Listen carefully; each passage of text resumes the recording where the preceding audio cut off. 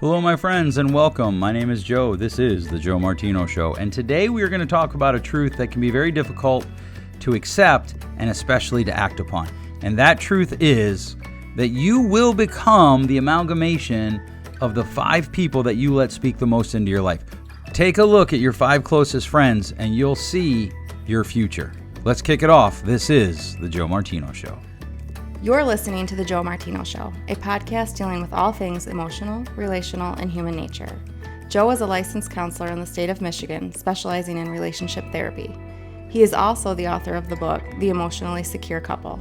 All advice offered in this episode is offered for entertainment and educational purposes only. Enjoy the show.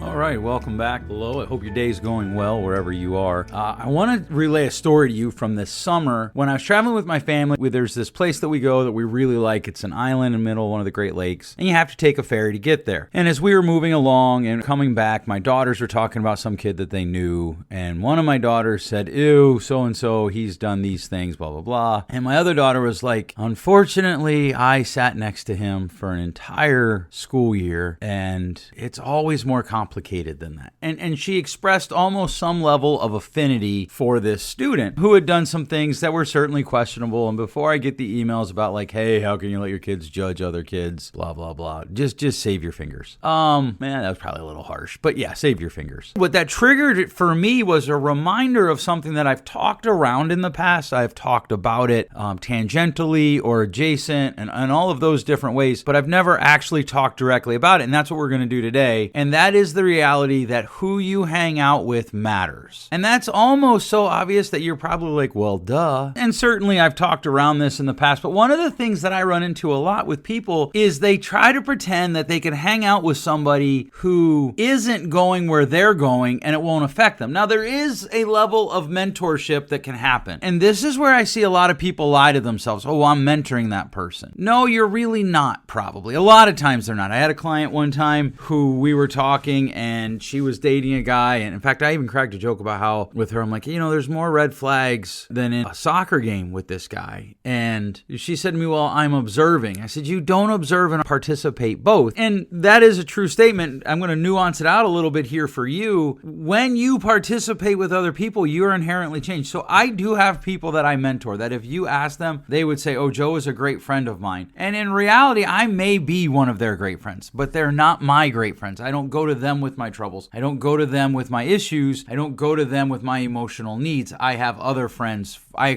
have friends for that. And so there are different levels of friendship that we have. Certainly there are acquaintances. There are mentees, people that we're mentoring. And then there are friends, and there are close friends, and then there's tribe. And all of those different levels matter, and you're going to find different labels for them wherever you go, but we'll stick with those labels currently. They all matter. The real question is, who are the people that are getting the most of your capital? In the past, I've said in glancing that tell me who your top 5 friends are, the 5 people in your life who get the most of your emotional energy, the most of your social capital, and I'll tell you who you're going to become in the next 5 to 10 years. The 5 people that you're the closest to, you become the amalgamation of them. You become, I think it was Denzel Washington said, you'll become the 6th. I'm not sure I agree with him completely on that, but you'll certainly become an amalgamation of them. And when you do that without pondering who are the people in my life that have the majority of my time, you set yourself up to become something that you may or may not want to be, that you lose intentionality. And if you know me, you know I am a big fan of intentionality. And I've had conversations with people who have told me that they didn't agree with me on this, which is always fine. Anybody can disagree with me and I can disagree with anybody. But I want to know why you disagree, or I want to know why you agree. And often when they disagree, it's just because they don't want to deal with the consequences of the truth. In other words, there's a difference in you telling me, "Hey, Joe, the sky is actually purple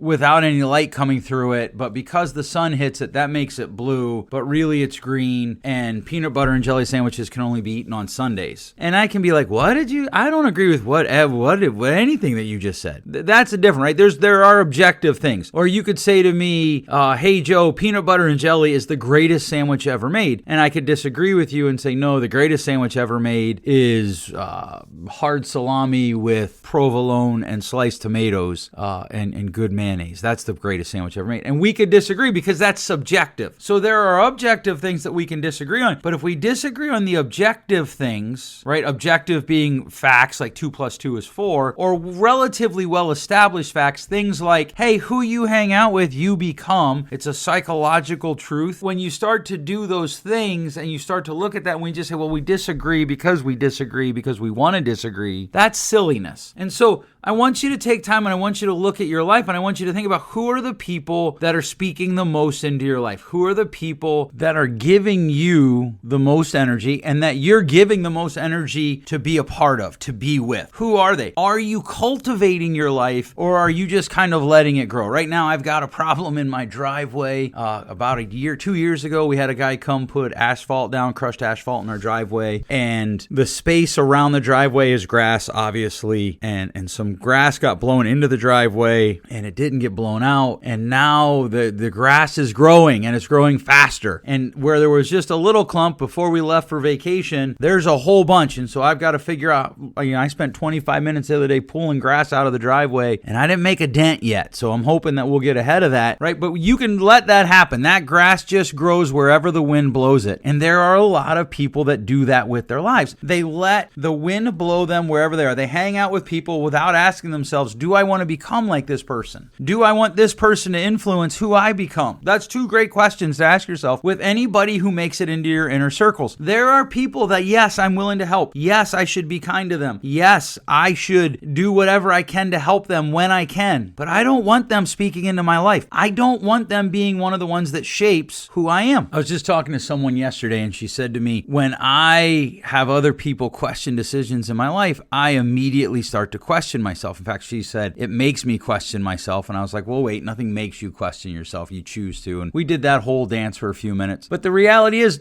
like, to me, that sounds terrifying. Literally everybody who questions you, you then question yourself because they question you. There's just too many people out there that this is not a judgment on their value. It is a judgment on where they're at. And I'm okay with that. They're not people that I want speaking into my life. I don't want someone who's bad at money talking to me about money. I don't want someone who has a work ethic that is less than mine helping me work, right? Because one of the things that I noticed, here's something I noticed. So I've worked at a lot of different places in my life. When my wife and I were first married, we lived paycheck to almost paycheck, if you know what I mean. And what I would find is every place I worked, there would be groups of people who would break up, right? And so there would be the people who are motivated. One of the things I did for years is I was a server. And I used to laugh at servers who would come in and they would complain about not having money. But the first hour that they were there, right? So usually a server shift, there's 2 hours, maybe 3 hours of intense waiting on tables, buffeted by 2 hours each on each side of not a whole lot, like maybe a table here, a table there. And they'd walk in and they'd sit in what's called the side station. That's where your drinks are, the soda machines are, and where the different things are that servers need to make your experience an experience. And they'd sit there and their section would get sat. So it's a table that's assigned to them. And they'd look at me and they'd be like, oh, I'm so tired or I'm hungover. Can you go take care of that table for me? Sure. And I'd pick up 3 or 4 tables at the beginning of a shift. And then at the end of the night, oh, I can't believe they just sat me. I get off in 45 minutes or I get off in an hour and I want to go out. Can you take those tables? And I'd pick up 4 or 5 or 6 more tables. And there was a group of us that would always take the tables because we were money motivated. I had kids at home. I needed to make money, right? And what would happen is occasionally people would come in who were like that. They would be money motivated. They'd be like, oh yeah, let's go do these tables. Let's go do this. And they'd take the extra tables, but they started to hang out with the people who didn't. And in a very short amount of time, they became people that didn't take the extra tables. They gave the tables away. And this is one of those truths that you have to brutally accept. If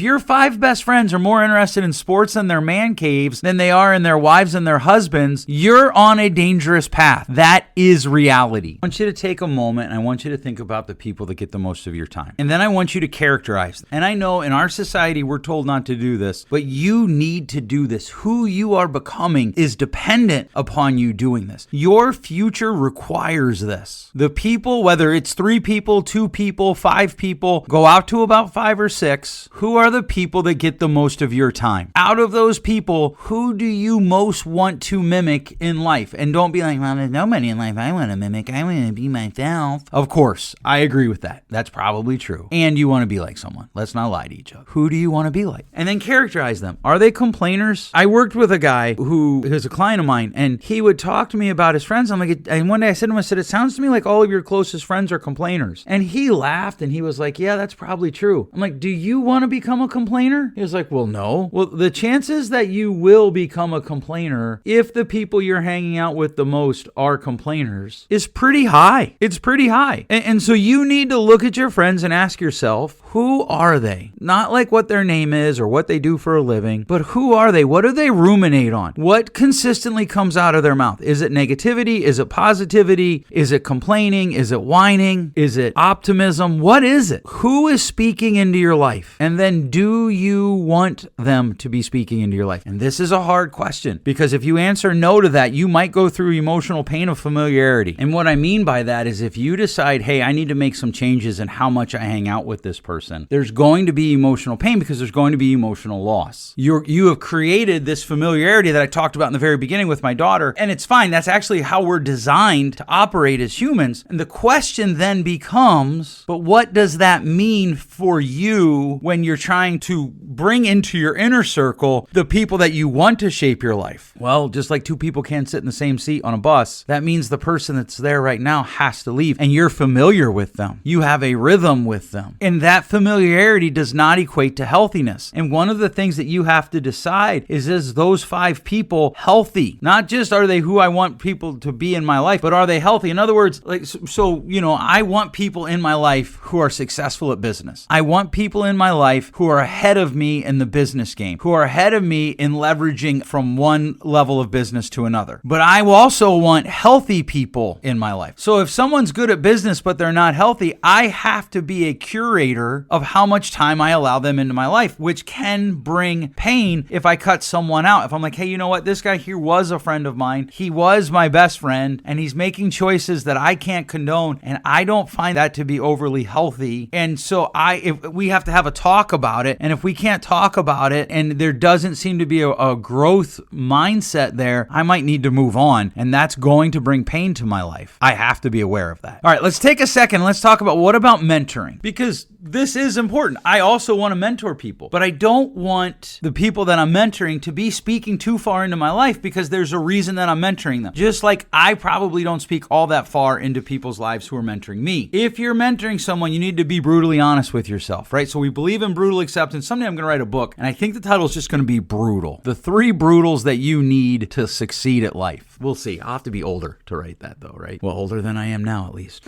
Anyhow, you have to brutally accept that mentoring is not a friendship. It's akin to a friendship. It's adjacent to a friendship. But if it's straight friendship, now there are some friendships that are mentoring. Don't get me wrong. In fact, there's an ancient writer who wrote, as iron sharpens iron, so are people sharpened by their friends. He wrote something to that. And so when you dig into that reality, everyone in your life is going to sharpen you at some level. But my question is, when you start to mentor people, so I have some people that's very specifically that I am in a mentoring relationship with. They reach out to me with problems, they email me, they call me, they Marco Polo me, they snap me, whatever it is, they reach out to me when they're in trouble, when they have questions. And there's probably, 2 handfuls of these people. A couple of them I very intentionally am mentoring. Some of them it's less intentional on my part, more intentional on their part. That's just how they utilize our relationship, and I'm totally okay with it. The difference between mentoring and friendship is when I mentor someone, I'm in their life to help them, and I have zero expectations that they will help me. Now, if they do, that's great, and that's awesome. But I have zero expectations on them about emotional support. I have some friends. My wife would be my best friend. We could go on to, I have a couple other friends who, if my life is emotionally distressed, I might call them. I might say, hey, let's go get a cup of coffee. Let's go grab a beverage. Let's sit down and talk. And I am that for them. There are other people, and these are the mentors that I definitely, or mentees that I'm mentoring, that